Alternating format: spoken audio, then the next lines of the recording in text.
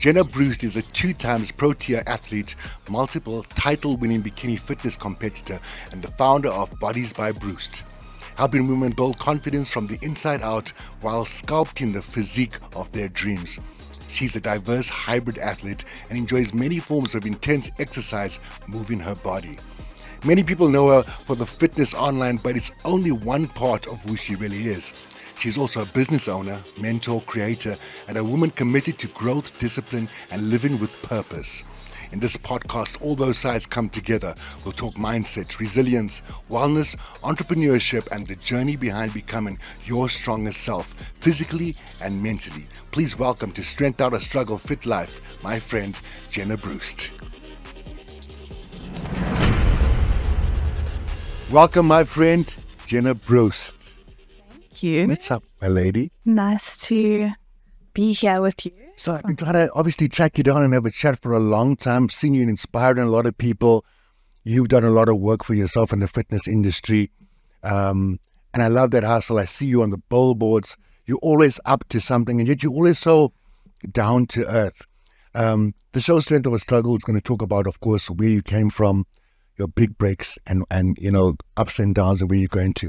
I'm going to go straight back to the little Jenna. What is it like growing up? Was a healthy lifestyle part of you guys' family life, food, exercise? Take me through a journey back. So basically, like a summary would be that my parents were both athletes and athletic. I have an older brother and he was very athletic. So we were kind of like raised to be like sportsmen and sportswomen. And I mean, our whole lives we were active and like competing against each other. Yeah. My parents are like, they were very competitive with us at school, especially. So it was always about like, you know, doing your best, achieving the best. We did follow a healthy lifestyle, and it kind of carried on with me into my adult years. And yeah, I always loved sports. I think I was like dancing already in preschool. Okay, so you started off dancing. Very young, yes. And then when I was 6 years old, I was in a dancing studio. Then it was the athletics, hockey, swimming. That was throughout my entire school career. Were you one of those kids that went for extra lessons and extra sports? Everything. Swimming. I can't even tell you how many, like probably about 200 laps minimum in the pool with our swimming lessons. Because I see on your clips you're a swimmer. I was a national swimmer, 100-meter sprinter, and the provincial hockey player. Yes, wow. In school. And then I think that's what molded me into going into this career and following the fitness path, because that's what I've been my entire life. Don't you find that fitness and active kids, I mean, keeping your kids active is almost like the most amazing foundation, because it teaches such discipline. What did you get out of all of that? I think mostly, and this came in my bodybuilding years, it's the discipline and how it trains your mind to basically sacrifice for goals that you want. Yeah. So, for example, with my bodybuilding, like there was no balance. It was, you're either going to win and you're going to go all in, or you're going to not do this thing. There's like no halfway. So I think from a young age and like competing and like always wanting to win and like, you know, having the discipline to go to practices, show up, you know, that's what builds your character and builds you into, you know, a winner. When did you realize that you wanted to be in this business? When you were, first of all, when you were young, what did you want to do? Was it this or something else? No, it was actually like chartered accounting or something. It was, yeah. Even with that creative side to you? Yeah, it was like, I don't know, I think also because my family, like I had some role models, and I just wanted to be like, you know, like the office person. And But it's actually not me. It wasn't ever my personality. And with doing sports my whole life, I was bound to go into something of like fitness. And I studied fitness and science and things. But what really came was after school, I'd always get asked, like, do you compete? Are you competing? And I didn't at the time. I didn't know what it was. And I think at least 3 people have asked me, and I went into it and I did well and I carried on. And that kind of also molded me into my business, because people would follow my journey and my competing journey and, see what I'm doing. And I'd be very open about it at a stage. I was very open on social media. I kind of like have closed off a bit since I stopped, but I think like also the fact that I would inspire people, and a lot of women, even men, would like, follow my journey and ask me questions. It like kept motivating me to go for more. It's amazing. What type of dancing did you do? I did modern contemporary, ballet, and then Spanish dancing, actually. Oh, of course, that's why we've been to do some choreography together. Yes, and guys, stay tuned. In my later years. Okay. So watch this space. We promised we've got a hectic schedule. So as soon as we get time, we're going to do some choreography together, because I grew up a dancer as well. Food-wise, who was in charge of the dietary needs at home? And was it growing up? Or it was my mom, yes. And we also had a helper that But your mom laid down the law, like, this is what we're going to be eating? Yes, it was like, she controlled everything. But it was also like, my family, we weren't really like strict on our diets growing up. We were also active. It was like, when I started bodybuilding is when I was doing this alone is kind of when it was all my responsibility, and it was easy because I was only like allowed to have a set diet for a certain amount of weeks, but it was the discipline to go through with that diet. That was probably the most tricky part for me. So you said these people are coming up to you, asking you to compete.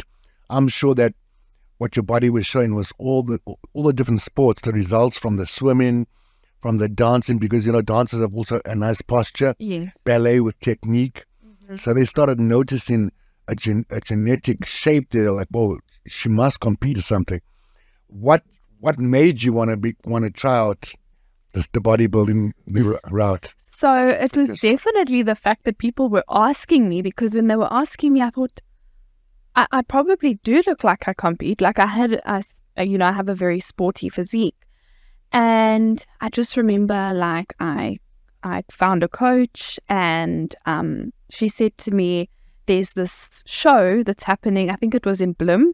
Yeah. And I remember like no one could make it. And she's like, if you want to like go and do it, then I think you're in a perfect position to go and do it. So nonetheless, like I packed my car, I drove 4 hours by myself. Serious? Yes, I think I was at the time 19 or 20. What? And then I won my first show. Wow. And then it kind of like just ignited this like confidence boost. Yes. And this like, everyone was so happy. And then I did my second show. It was lockdown. And then right after lockdown, there was another show. I did that. I won that one. And then I was like on a roll. There was something in that for you. Yes. There was like that, not only an ego boost, it's satisfaction with all the hard work that's paying off. And like, just, I love being on stage. So let's talk about what it goes into be a competitor. Yes. As far as training and diet is concerned. This is actually like a very good question, because so many people think that it's just you training and then you maybe eat healthy for a while, show up, get tanned, pretty bikini, hair, makeup, glam. And it's not that at all. It's really not that. It's months of really vigorous like training programs, very strict diets and requirements. The amount of calories that I dropped to and the amount of exercise I was doing, it was like, I don't even know how I did it, to be honest, looking back. Yeah.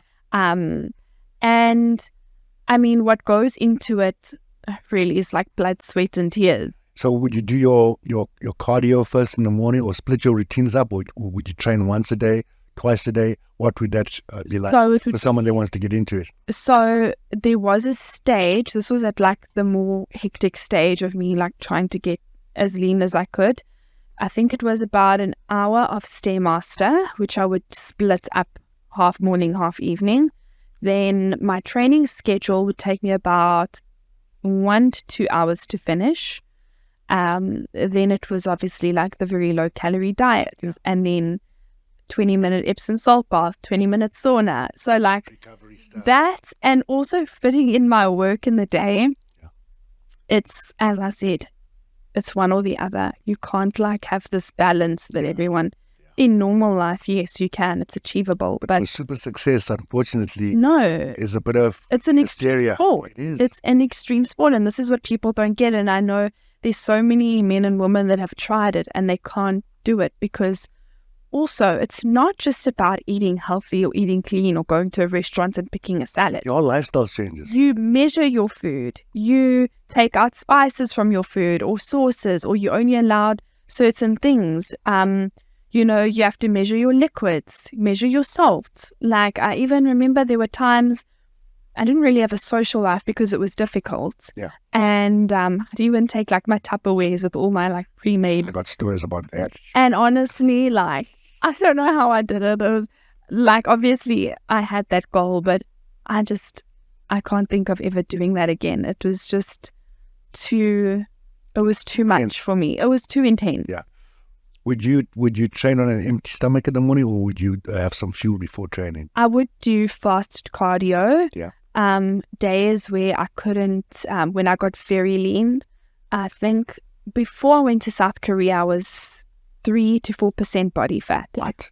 So On a woman, that's ridiculous. it's ridiculous. I had veins everywhere. I was Wow. like, yeah. So I would definitely try and eat before then. Yeah. I mean, I would probably pass out if I didn't. But my initial, when I got into prep, it was just fasted. Yeah. But I mean, there's always like the debate on what's more beneficial. I think it's much of a muchness if you're eating before or if you're fasting. Like, it's all about your calories basically at the end of the day, which was also like very strict. Before my one show, I think like 2 weeks before the show, I was probably on about 750 calories. So that's our one meal. So yeah, I don't regret a thing, and I wouldn't change it for the world. However, one thing that I do need to say to the public is that if you have a good relationship with food and your body, don't go near bodybuilding, because it does damage. Like, I struggled with body dysmorphia for the longest time, and also just like I do think I had a bit of an eating disorder afterwards. I mean, it was 5 years of my life. And Because you get addicted to that result, and now you're like, I want, like, how much longer can I go there? yeah, you How can't. can I It's keep not it? sustainable. And that's an important subject to talk about, because there's a lot of young ladies out there that are suffering by body dysmorphia. And this is not only caused by training, but also abuse and things that happen in their young lives that they don't know how to deal with. You know, and it's an important subject. Yeah. How do we communicate with those people that are, because, you know, with some of them, that's the only power they have. If they can control their food, nobody knows about it, but their body's eating themselves away. What do you say to those young ladies out there? I would honestly it's all about being transparent. Like with my bodybuilding, I was always transparent. Like, I think I was in hospital about 3 times because of severe dehydration, fish poisoning, because I would eat like So much fish. so much hake. Like, eventually my body couldn't like handle it anymore, and it was rejecting things. But I was always open about this. I've never glamorized bodybuilding. There is a sense of glamour to it, and you know, it is really like amazing to have achieved, you know, what you can if you are disciplined. Yeah. But also there's a side that people like really need to know about before even getting into something like this. Because if you don't build a strong mind, I mean, even just something as silly as people's comments all the time, you know, on your body, you just have to like build a thick skin. And also you need to just be open with yourself. And I've always tried to be transparent, especially with women, about even some of my clients that have wanted to compete. Some of them I haven't, like, I've pulled off of, you know, competing, or because either they weren't ready, or they just like build up these, I'd say, eating disorders, you know, and also you're so used to being lean for so long. The moment you put on some normal body weight, your mind starts going and you see yourself in the mirror as this elephant instead of like everyone else is seeing a normal person, and it's all about your mind at the end of the day. How important do you think self-love is? Because, if someone doesn't have that self-acceptance, you're always going to be doing things for ulterior motives and outside feedback. So how important is it to get to the point of that self-love and acceptance? Self-love is the number one priority, because that shapes how you view yourself and how others view you. If you walk into a room confident and you know what you bring to the table and your abilities, everyone else is going to see that energy. Yeah. But if you walk in and you're negative and you're complaining, people aren't going to want to be around that. And it all comes from knowing who you are, your self-love, treating yourself with respect, going to the gym, hydrating yourself, eating clean. It's all got to do with self-care, and that is directly tied to self-love. And to me, that is the number one thing, because you can't also imagine just going through life and wanting other people's validation and acceptance. You're never going to be happy. You have to first radiate that inside, and the people who accept you and give you the love in return, you give the love back. And those who don't aren't your people. Yeah. It's and one of the main purposes of the show is to get people to that frequency of self-acceptance, self-love, because we've all been to some battle to get to that strength. How many sort of meals would you have a day in the peak of competition? So it would be about 4 or 5, but they were small. So it would be 30 grams of oats and a scoop of whey, and then it would be 2 rice cakes and peanut butter.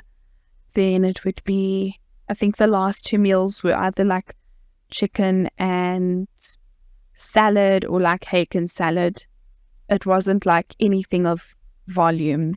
Well, it was volume, but it wasn't you'd always be hungry. It's always You got to top up with water. The hunger was the most difficult, not the training, not anything else. It was just pushing your mind past that point of cravings and the social life as well, and the social aspect of things. How do you balance that? Because I know, I can't hang out with people that are not aligned with where I'm at right now. I would rather just stay at home every with myself. And the actual song for Strength Out of Struggle is a line that says, I keep company with prophets. So some of my friends have passed on. I find them in the books, because hanging out with the wrong kind is bad companies is just going to take you down. It's detrimental to the brand. So my teacher always used to say to me, no company is better than bad company. I never knew what that meant till now. But you can only be in that space of silence when there's a sense of inner peace and self-acceptance, and that means also accepting your shadows. So in part 2, we want to talk about the highs and the lows. I'm so glad to have you with, guys. Our amazing guest. We're going to take a short break. Listen here, I want to just shout out my sponsors, Magos Media, for giving me an awesome facility. I've asked them if they can make this available to more people out there that want to make their dreams come true. Email info@Magos Media, quote the magic name Kaz7, get a nice discount and get your dreams on their way to coming true. Okay, part 2. We're in it. We talked about growing up healthy, and how your parents played a part in giving you guys that inspiration to be active and to move, because it all comes from our parents. I mean, it's taught, we learn by example. We've talked about getting into bodybuilding, into these shows, how the foundation got you into the basic shape where you were able to do so. Talked about the food and how dangerous it is. You could get a eating disorder. What are your darkest moments within that whole arena? Do you remember the one moment where you're like, yo, that scared you, and how did you get through it? Definitely, I remember this like it was yesterday. I mean, I had a lot of points of where I was very fatigued, and people that don't do it or haven't done it won't understand what low calories and high expenditure energy will do to a person. No sleep. So there was one day, and it was about 2 weeks out of South Korea. I got chosen to go represent South Africa at Worlds. And I was like, I went to go, now I train heavy. You've seen me in the gym. So the one day I went and I picked up like 2 kilos. It was like my deloading session. And it felt like it was the heaviest thing for me. And I just felt so weak in that moment. And I just remember like I burst out crying in the middle of the gym. I called my mom and I was like, I can't do this. Like, I just cannot do this anymore.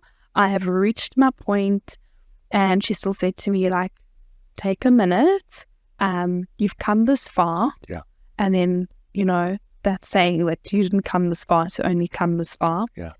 So, I felt very defeated at that point. And I just like couldn't carry on.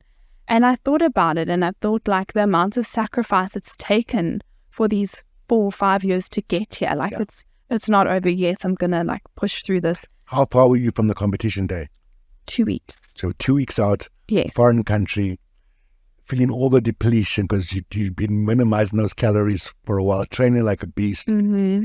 Yeah. There's nothing else. And that's the thing about balance is that it's only that. It's only your life is focused around your meals, your training, your schedule, your posing practice. Like there's everything has to be flawless. And I'm a perfectionist. So, like even the smallest things would affect me. And that day that I couldn't even like lift properly, it sounds silly, but it was just like I just felt like my body was giving up and I just felt defeated. But I just pulled myself together quickly because I'm not a quitter. And personally, like I had to see this goal through. Yeah. And it was just like the final push. But it's always that one moment that breaks you before you actually go and get your glory. If you just decide to like push through and get through it. And strength out of struggle. Like we talk about how muscles only grow when you break them down. And in a lot of successful people's lives, they've all been through that moment, whether it was either give in or get through it and then get to the next level. Yes. So from there, let's take us to that moment where you're representing your country. Mm-hmm.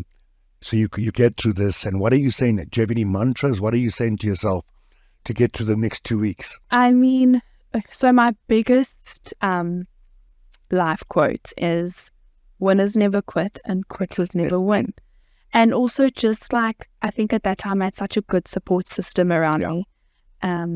And, like I was really like not doing it on my own. As I said, I had a good support system. I'd listened to a lot of motivational, podcasts and a lot of motivational like hype songs just to like get myself pumped and get through it because that's all I could do. There was nothing else I could do. I couldn't go and like have a chocolate to feel better or like go and have a drink. It's like you like in this, like you deep in the trenches and you have to get yourself out. But you know what? I saw myself standing in that Protea blazer and I saw like me on the podium and I manifested that.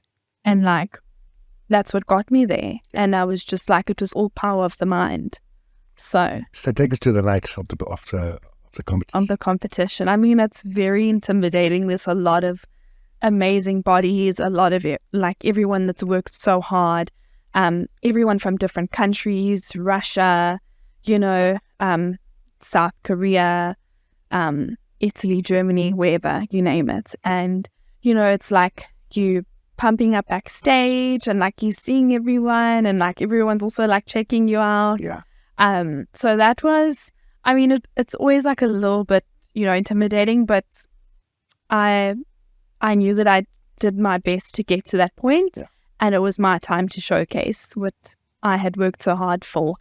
And I ended up placing 3rd at Worlds in Russia and then 3rd at Worlds in South Korea. Amazing. Which was a podium for me. So that was, and South Korea, that was my second last show. And honestly, like, also just to get capped again in my Protea colors, it was just enough satisfaction for me. And I achieved what I wanted to achieve. So that moment of, standing there, like getting a trophy for your country. Yeah. It's like a moment that you just can't describe. You'll never feel that moment again. It's like you're representing your entire nation back home in a field, that you've chosen to do. It's amazing. It connects me to a good friend of mine who just won the National Olympia for South Africa, Lee Weiser, in Las Vegas. Oh, wow. Like a sister, and just connecting and just knowing how it feels. And she also talked about what the last days and injury may be there, but you just got to see it through. What made you decide to stop? So I think the last show that I didn't place. I did the Arnold Classics, and I placed 4th. Yeah. And I remember leading up to that prep, my body was not agreeing with anything my coach was putting me on, diet-wise, and like it just wasn't cooperating. Like nothing I would do was just working, and eventually we had to take very drastic measures to get my body down. And it still wasn't like enough at that point.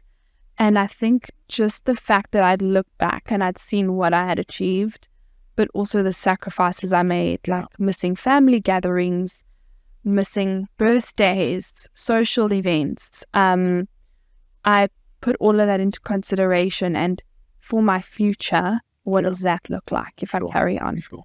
And also I'd suffered quite a bit of body dysmorphia already by then. And over my 1 month break, because I'd get basically like a month a year to have a break, it was just like, it wasn't enough for me.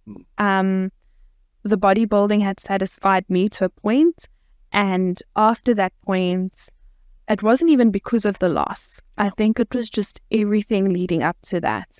And I was still very happy that day, because still, I will always bring my best. And, but the thing is, you don't do the sport to place anywhere else but first. Exactly. You're putting in all your effort and everything for that title.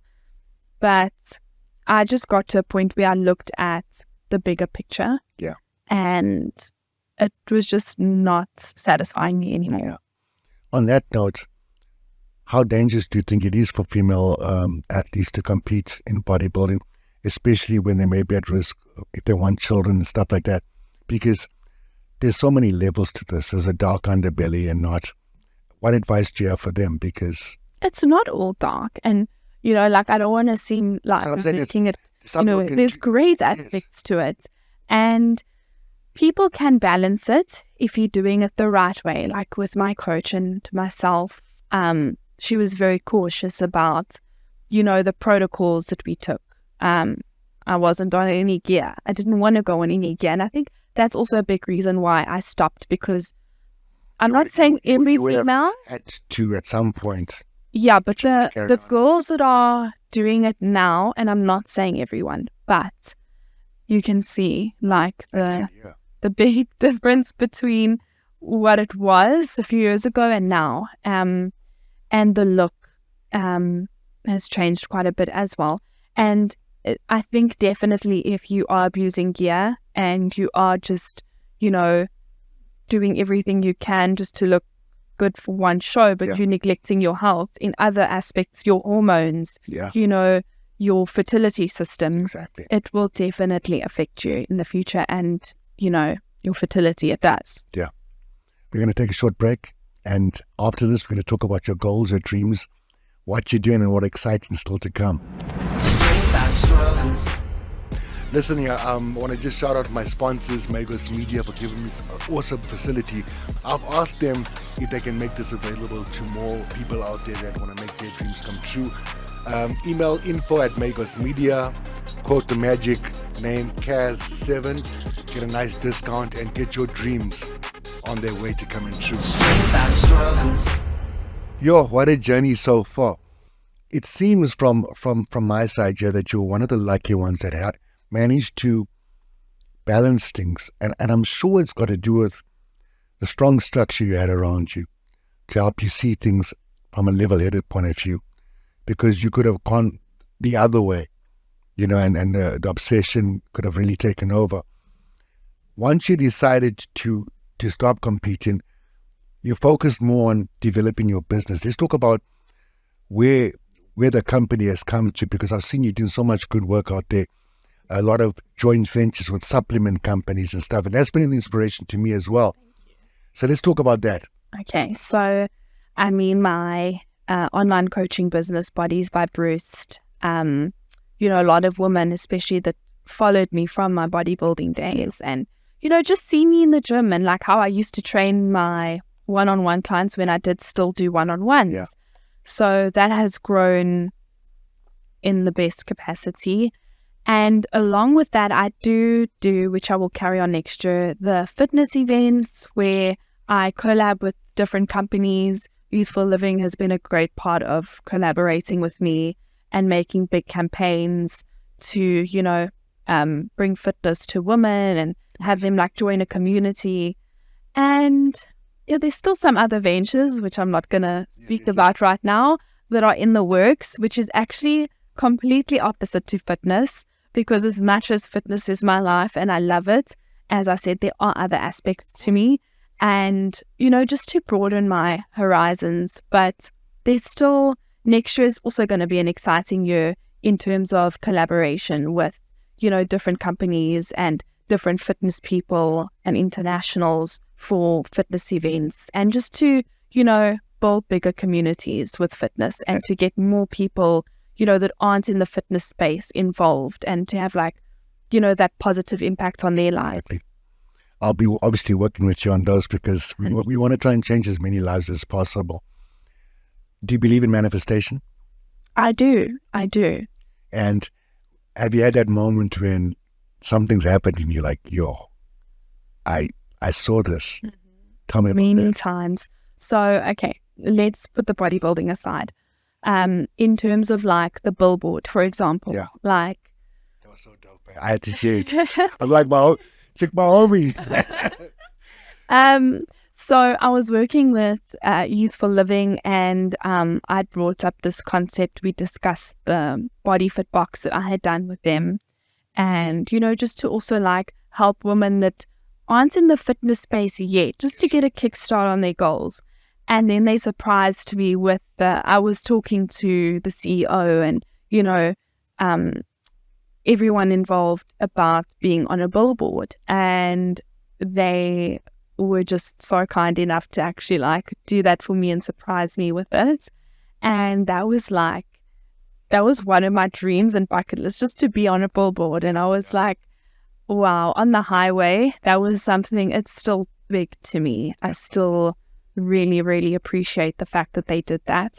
And then I was also working with a wellness type of clinic called Being, and they also put me up on a billboard. So it was basically 2 billboards, in the space of like 3 months at the end of last year. And it was just so much to like comprehend. Yeah. It was to see myself up there. I was like, I made it. Yeah. But let's talk about just like, let's say 6 months before that happened. What is your mind like? What is your self-talk? Because you're probably going to see there was a momentum. What is happening in the months leading up to those billboards? Where were you at? What is your vibe like? So at that point, I was really, really involved in the fitness events, and basically like it was one onto the other thing, because I cannot sit still. I'm always busy on the next project, the next thing, the next, so it was basically just like a snowball effect of all of the events and collaborations and, content days and shoots.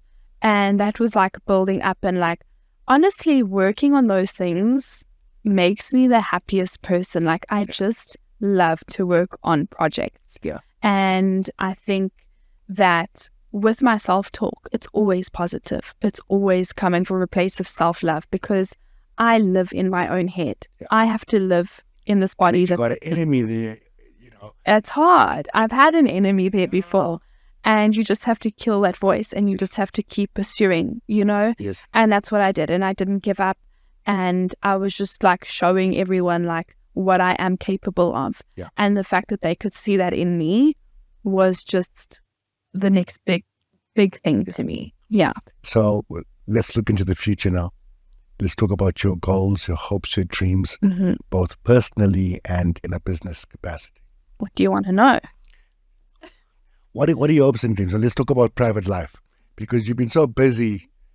Do you want kids, no kids? I don't know yet, to be honest. My private life, I have really, something, I used to be very open on social media. And I really do value my privacy these days, because not everyone wants the best for you. That's true. And also just to people can think what they want, and I will know what I'm doing. And, I'm not as open as I was because of With success comes haters as well. I mean, of course. And that's fine, because they fuel me even more to, do better things. Yeah. But I do really I'd say in the past year, value my privacy a lot. So private life, can't really comment on right now. Professional life, definitely to grow in the other venture that I'm starting. Yeah.